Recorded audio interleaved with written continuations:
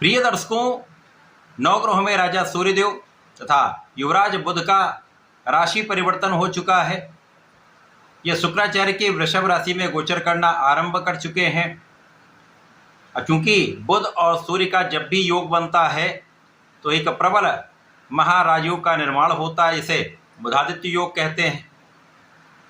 और यहाँ पर यदि स्थितियों का अवलोकन करेंगे तो शुक्राचार्य का गोचर मिथुन राशि में चल रहा है।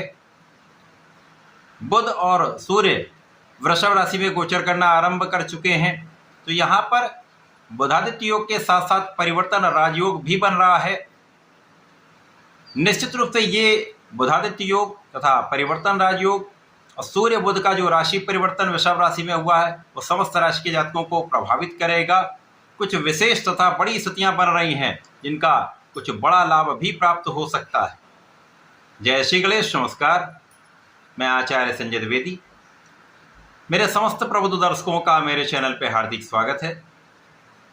प्रिय दर्शकों, आज मैं कुंभ राशि के लिए सूर्य और बुध के इस राशि परिवर्तन का और इनके द्वारा निर्मित राजयोगों का किस प्रकार का प्रभाव आप पर पड़ने वाला है, आपके जीवन को ये किस प्रकार से लाभान्वित करने जा रहे हैं, कितना लाभ मिलेगा अथवा कहीं पर समस्या है या अवरोध है तो उसका क्या निराकरण है, संपूर्ण विश्लेषण मैं पूर्ण तर्क के साथ करने जा। प्रिय दर्शकों, इस राशिफल को आप अपने लग्न तथा राशि दोनों के अनुसार देख सकते हैं। कुंभ राशि शनिदेव की राशि है, यहाँ पर लग्न में ही राहु का गोचर चल रहा है।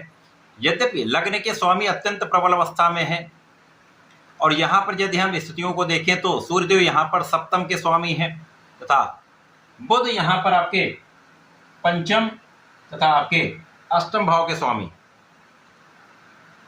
इस प्रकार से जो योग बन रहा है वो आपके चतुर्थ भाव में निर्मित हो रहा है। प्रिय दर्शकों, चतुर्थ भाव जो कि सुख संपदा का भाव है, भूमि भवन वाहन का भाव है, ये ऐश्वर्य वैभव का, जनता का तथा माता का भाव है। इस भाव में अत्यंत प्रबल राजयोग बुधादित्य योग बन गया।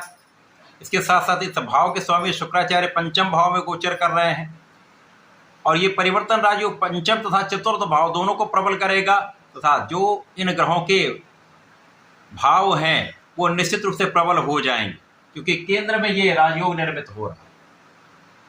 अब इस स्थिति में आपका चतुर्थ भाव प्रबल होगा और सूर्य और बुध की दृष्टि का प्रभाव आपके दसम भाव पर होगा। तो दसम भाव अत्यंत प्रबल रहने वाला है, यहाँ पर किसी प्रकार का कोई संदेह नहीं। लग्नेश की स्थिति अच्छी है परंतु लग्न में राहु का प्रभाव है। तो अभी तक जो आपके साथ स्थिति चल रही है, जो भ्रम की स्थिति बन रही थी, वो धीमे धीमे समाप्त होने लगी। लग्न में राहु कहीं ना कहीं आप पर ऐसा प्रभाव डालते हैं, या तो आपके निर्णय कुछ गलत हो जाते हैं अथवा लोगों के बीच में आपका जो प्रभाव होता है उसमें कुछ नकारात्मकता आ जाती है, अथवा आपके मन में इतना डिविएशन होता है कि आप सही निर्णय नहीं कर पाते। परंतु सूर्य और बुध का प्रबल योग आपके चतुर्थ भाव में होकर आपके कार्य क्षेत्र पर दृष्टि का प्रभाव है। साथ ही साथ यहाँ पर पंचम भाव भी प्रबल होगा, जिसके कारण इस समय में आप शारीरिक रूप से तो बहुत अच्छे रहने वाले हैं और मानसिक दृढ़ता आपकी यहाँ पर बढ़ जाएगी। तो निर्णय लेने की क्षमता आपकी बढ़ जाएगी और जब आपका आत्मबल अच्छा हो जाता है, आपकी बुद्धि का बल अच्छा है और निर्णय की क्षमता की अच्छी हो गई तो समस्याओं का निस्तारण आप आसानी से कर पाते हैं। अथवा यहाँ पर निर्णयों की जो स्थिति होती है उसमें त्रुटि की संभावना कम हो जाती, गलतियाँ आपसे कम होती हैं। यद्यपि यहाँ पर लग्न में राहु है, आपको भ्रमित अवश्य करेंगे, परंतु इस समय आप यदि अपने बुद्धि बल का उपयोग कर लेंगे, सोच विचार कर कार्य करेंगे तो समस्याएं कम हो जाएंगी। विशेष रूप से यहाँ पर आपका ज्ञान पहले से अधिक प्रबल होने लगेगा। ज्ञान शिक्षा के भाव में आप अच्छा करने लगेंगे, अच्छे परिणामों की प्राप्ति होगी और जो आपके मन में एक नकारात्मकता थी वो यहाँ पर समाप्त होने लगी और आप यहाँ पर पूर्ण मनोबल के साथ, अपने पूर्ण बुद्धि बल के साथ अपने शिक्षा के क्षेत्र में बहुत अच्छा करने जा रहे हैं। तो यदि आप स्पेसिफिक क्वालिफिकेशन ले रहे हैं, कुछ गूढ़ रहस्य का ज्ञान आप अर्जित करना चाह रहे हैं, विशिष्ट शिक्षा आप लेना चाह रहे हैं, तो वहाँ पर आपको सफलता अवश्य मिलेगी। इस समय आप विचारशील रहेंगे और यदि आप विचारशील रहते हैं तो त्रुटियों की संभावना कम हो जाए, तो आपका भटकाव कम हो जाएगा। और यहाँ पर मुख्य रूप से भटकाव उन लोगों के बीच में होने वाला है जो कहीं ना कहीं किसी प्रकार के संबंधों में। तो यहाँ पर ये जो छलावा है, ये जो भ्रम है, ये आपके लिए कष्ट का कारण बनता है। तो इनसे दूर रहने की आवश्यकता है। इनसे दूरी बनाना ही आपके लिए श्रेयस्कर होने वाला है। बाकी इस समय में आपके कार्य क्षेत्र में पहले से अधिक प्रबलता आएगी। आपकी नेतृत्व की क्षमता अच्छी है, आपका ज्ञान अच्छा है, आपका बुद्धि बल अच्छा है और आप यहाँ पर परिश्रमी भी हैं। तो जब आप परिश्रमी होते हैं तो यहाँ पर अपना सही उपयोग अपने कार्य क्षेत्र में करते हैं, अपनी बुद्धि बल का, अपनी ऊर्जा का सही उपयोग आप अपने कार्य क्षेत्र में करते हैं, तो आपका कार्य क्षेत्र पहले से अधिक अच्छा हो जाता है और वहाँ कार्य क्षेत्र में आपको सफलता ना मिले ऐसा संभव नहीं है। और यहाँ पर तो आपके उच्चाधिकारियों का साथ भी मिल जाएगा, शासन प्रशासन का पूर्ण सहयोग मिल जाएगा। सरकारी सेवाओं में जो आपके ऊपर यदि कोई एलिगेशन लगा था वो दूर होने लगेगा, उन समस्याओं का निस्तारण होने लगेगा और आप इन स्थितियों से निकलकर अच्छा परफॉर्म करने वाले हैं, क्योंकि इस समय में आपका भाग्य भी आपको पूर्ण रूप से सहयोग करने वाला है। और यदि इस समय में आप निष्ठा के साथ अपने कार्य में लगे रहते हैं, किसी प्रकार की लापरवाही नहीं करते हैं, तो कार्य क्षेत्र में आपको सफलता मिलती रहेगी। अच्छे अवसरों की प्राप्ति भी होती रहेगी, जिससे आपको मार्ग प्रशस्त होते रहें। और इस समय में जो कला क्षेत्र के जातक हैं उनको नए नए अवसरों की प्राप्ति निश्चित रूप से होगी। यहाँ पर अच्छे देश विदेश से अच्छे ऑफर आपको मिल सकते हैं, वहाँ पर अच्छे धन प्राप्ति का अवसर निश्चित रूप से आपको मिलेगा। तो धन वृद्धि भी होगी, लाभ वृद्धि भी होगी, आपका मान सम्मान भी बढ़ेगा। और यदि आप राजनीति में हैं तो राजनीति के लिए तो विशेष अवसर है।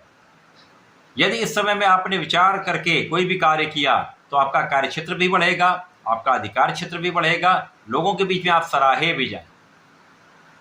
इस समय में आपको दूसरों की बातों में आने से बचना। जो भी आप करें स्वयं के बुद्धि बल से करें, स्वयं के ज्ञान से करें, अपनी योग्यता से आप बहुत कुछ कर सकते हैं, क्योंकि आप बहुत कर्मठ हैं। और यदि आप दूसरों की बात में आकर कोई निर्णय लेंगे, कोई बात करेंगे, कोई कार्य करेंगे, तो वहाँ पर समस्या अवश्य होगी। तो यहाँ पर इससे आपको बचने की आवश्यकता है, क्योंकि वो आपका जो आपकी क्षमता है उसके अनुकूल नहीं होगा। वो आपके बारे में कहीं ना कहीं एक भ्रम ऐसा उत्पन्न हो जाएगा कि उसका नकारात्मक प्रभाव मिल सकता है। अतः इनसे बचने की आवश्यकता है। इस समय में जीवन साथी के साथ भी पहले से अधिक सामंजस्य अच्छा हो जाएगा। जो मतभेद चल रहे थे वो दूर होंगे, जो भ्रम चल रहा था वो दूर होगा। इसी प्रकार से साझेदारी में तो कष्ट है, लेकिन साझेदारी से लाभ अवश्य प्राप्त होगा। तो ये समय ऐसा है जब आप अपने को संयमित करके, अपने को संतुलित करके अपने कार्य क्षेत्र में सफलता प्राप्त कर सकते हैं, अपने शिक्षा में सफलता प्राप्त कर सकते हैं। केवल इस समय आपको घर के बड़ों का आदर करना है, पिता का सहयोग लेना, पिता का आशीर्वाद भी मिलेगा, माता का आशीर्वाद भी मिलेगा। और अपने कार्य को निष्ठा से करें। जो भी करना है सोच विचार कर स्वयं निर्णय लेकर करेंगे तो सफलता मिलती रहेगी। इस पूरे समय में आपको नियमित रूप से सूर्यदेव को जल देना चाहिए तथा ओम आदित्याय नमः का नियमित रूप से जप करेंगे तो विशेष लाभ मिलेंगे। तथा गणपति जी के अथर्व शीर्ष का पाठ कर सकते हैं अथवा सुन सकते हैं तो बहुत अच्छा है। नहीं तो ओम गंग गणपतये नमः का जप करें, विशेष लाभ मिलेंगे। तो ऐसा करके इसका उपयोग करें। धन्यवाद, नमस्कार।